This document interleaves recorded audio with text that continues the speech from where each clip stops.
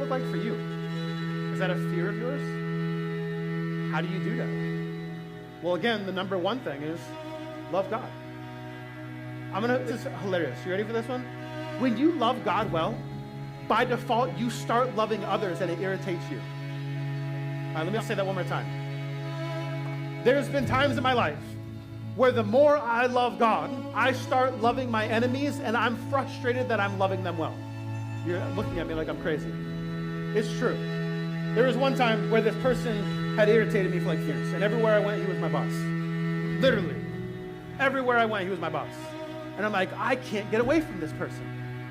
And so after 14 years, I finally get the message, and I'm like, all right, I need to forgive this person, and I need to love him. But I can't do that on my own, but Jesus can.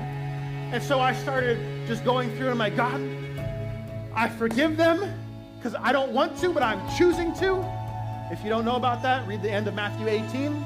It says if we don't forgive our enemies, that Master throws us into to be tormented.